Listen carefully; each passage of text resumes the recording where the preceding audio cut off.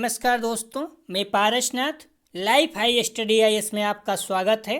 दोस्तों, आगरा यूनिवर्सिटी और राजा महेंद्र प्रताप सिंह राज विश्वविद्यालय अलीगढ़ का बीएड फर्स्ट ईयर और सेकेंड ईयर एग्ज़ाम 2022 का रिजल्ट जारी कर दिया गया है।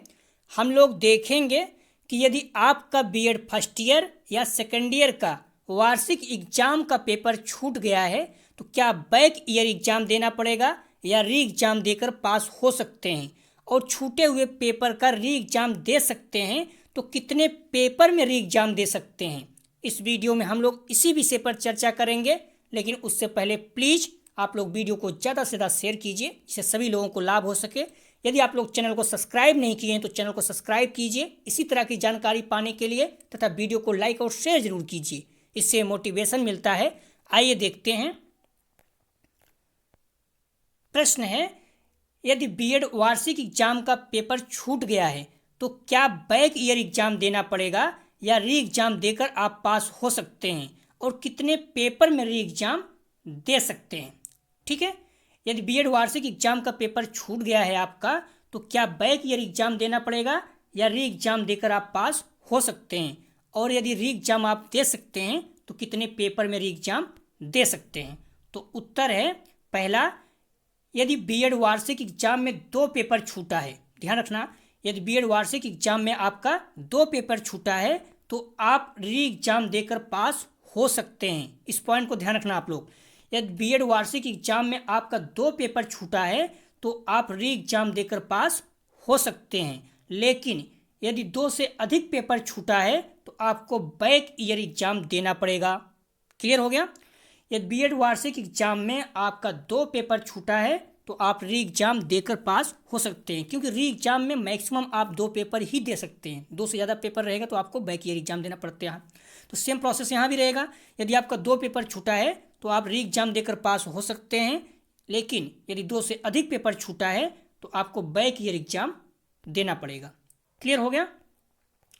अर्थात यदि बीएड वार्षिक एग्जाम में 2 से अधिक पेपर छूटा है तो आपको बैक ईयर एग्जाम देना पड़ेगा, जिसमें सभी पेपर के साथ साथ ध्यान रखना प्रैक्टिकल एग्जाम भी आपको फिर से देना पड़ेगा। क्लियर हो गया। यदि आपका 2 से अधिक पेपर वार्षिक एग्जाम में छूटा है तो आपको अगले सत्र में या फिर अगले वर्ष जो पेपर होगा तो आपको सभी पेपर सेम टू सेम, जैसे आप इस वर्ष दिए थे, इस वर्ष आपका पेपर पैटर्न था, उसी तरह से आपको सभी पेपर के साथ साथ प्रैक्टिकल भी आपको फिर से देना पड़ेगा। ठीक है, अर्थात आप री एग्जाम देकर पास नहीं हो सकते हैं यदि 2 से अधिक पेपर छूटा है। तो यदि 2 पेपर छूटा है तो आप री एग्जाम देकर पास हो सकते हैं। तो उम्मीद करते हैं क्लियर हो गया जो प्रश्न था। ठीक है, कि यदि आपका वार्षिक एग्जाम में 2 से अधिक पेपर छूटा है तो आप री एग्जाम देकर पास नहीं हो सकते हैं, अर्थात आपको बैक ईयर एग्जाम देना पड़ेगा।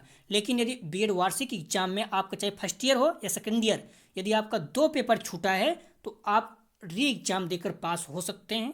ठीक है, आपका समय 1 साल बच जाएगा। लेकिन यदि 2 से अधिक पेपर छूटा है तो आपको बैक ईयर एग्जाम देना पड़ेगा, जिसमें सारे पेपर फिर से देने पड़ेंगे, प्रैक्टिकल भी आपको फिर से देना पड़ेगा। क्लियर हो गया। अब कोई संदेह तो नहीं है ना कि यदि वार्षिक एग्जाम में आपका सिर्फ और सिर्फ 2 पेपर छूटा है, 1 पेपर छूटा है तो भी, 2 पेपर छूटा है तो भी, क्योंकि री एग्जाम हम सिर्फ 2 पेपर ही मैक्सिमम दे सकते हैं। 1 पेपर भी दे सकते हैं, 2 पेपर भी सकते हैं। 2 से अधिक पेपर रहता तो हम लोग री एग्जाम दे नहीं सकते हैं, तो यहाँ भी नहीं दे पाएंगे। तो यदि बैक ईयर यदि वार्षिक एग्जाम में आपका 1 पेपर छूटा है तब भी आप री एग्जाम देकर पास हो सकते हैं, 2 पेपर छूटा है तब भी आप पास हो सकते हैं री एग्जाम देकर, लेकिन 3 पेपर छूटा है, 4 पेपर छूटा है, 5 पेपर छूटा है या फिर ज़्यादा पेपर छूटा है तो आप री एग्जाम देकर पास नहीं हो सकते, अर्थात आपको बैक ईयर एग्जाम देना ही पड़ेगा।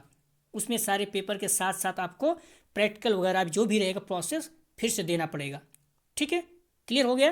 तो उम्मीद करते हैं कि आप लोग समझ गए होंगे, क्योंकि आप लोग बार बार पूछ रहे थे इस पर। यदि कोई और जानकारी चाहिए तो आप लोग कमेंट सेक्शन में बता सकते हैं। प्लीज़ वीडियो को ज़्यादा से ज़्यादा शेयर कीजिए अपने कॉलेज के ग्रुप या दोस्त यार जो भी है, जिससे सभी को जानकारी प्राप्त हो सके। कई बच्चे बार बार पूछ रहे थे तो इसलिए मुझे वीडियो बनाना पड़ा।